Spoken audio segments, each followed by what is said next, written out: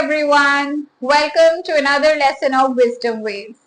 So today I'll be teaching you electronic configuration. Now chemistry up till grade 8 is very gentle and it really doesn't have all the difficult portions.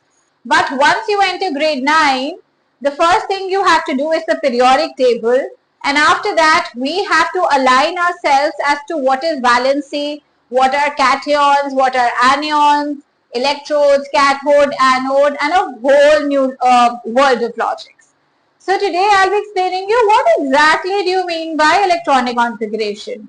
To know this, you should have some prior knowledge of periodic table, that where is the element placed and what is the atomic number. So let's begin. I'll be giving you some examples. So what is valency and what is electronic configuration? Now a very simple thing. Every atom wants to have 8 electrons in the outermost shell to stabilize itself. That means whatever is the atomic number, and when you distribute it into various shells, what do you mean by shells? Every atom has a nucleus in the center. Now you have the various shells. Now the shells are named as K, L, M and the last one N.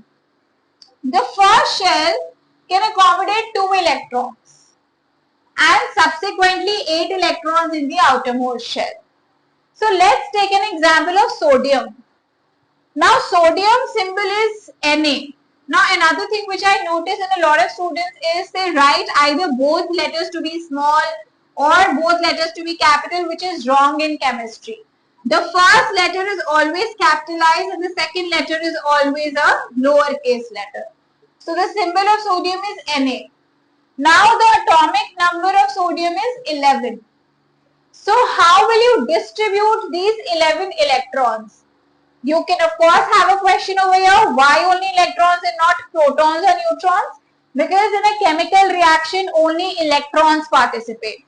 The protons and neutrons are ideally inside the nucleus and the electrons are orbiting around over here. So they are distributed in this manner, 2, 8, 1. Why 2? Because the first shell can accommodate 2 electrons, second can accommodate maximum 8 electrons, and then 1. So I have drawn this diagram for you. The first shell explaining 2 electrons over here, second 8, and the last one having 1 electron. Now this atom is unstable. It will want to lose this 1 electron. Why will it lose this 1 electron? To attain the inert gas configuration. What do you mean by inert gas configuration? It means to have 8 electrons in the outermost shell. So sodium ideally will lose electron. Now when it loses electron, it acquires positive charge. Why does it acquire positive charge? Very simple logic. Because your electrons are reducing, so the negative charge is decreasing and the positive charge is increasing. Similarly, if you take the case of helium, now the atomic number of helium is 2 and the symbol is He. Now helium has only 2 electrons. Will it want to lose or will it want to gain? It would do none because it already has 2 electrons, so that means its shell is already filled up. So it will neither lose nor gain. Next example is boron. Now boron has atomic number of 5. That means its configuration will be 2, 3. The first shell will have 2 electrons and the second shell will accommodate 3 electrons. Now there are 2 things. Boron will lose 3 electrons. A question over here can be, it can be discussed that why can't boron gain 5 electrons rather than losing 3 electrons? Because it will be very difficult for boron to accommodate or to gain 5 electrons, which will cause a lot of repulsion between them. So ideally it will lose 3 electrons. Last case, magnesium. Now the symbol for magnesium is Mg and the atomic number is 12. So magnesium's configuration is 2, 8, 2. How do we get this? First first shell K can accommodate 2 electrons, L can accommodate 8 electrons and M can accommodate 2 electrons. 8 plus 2, 10 plus 2, 12.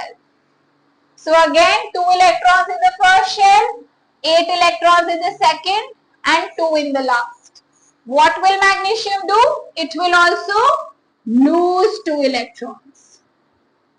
So what do you mean by valency? Why did I teach you this when I was talking about valency?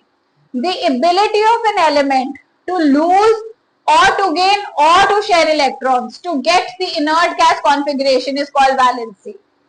So students, for the first element sodium, what is my valency? My valency is 1 because it is losing 1 electron. For magnesium, what is my valency? My valency is 2 because it's losing 2 electrons. You have to comment now what is the valency of boron and what is the valency of helium.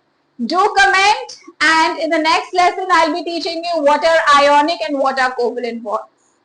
Okay, for now, bye-bye. Follow, share and comment Wisdom Waves. I'll see you in the next lesson.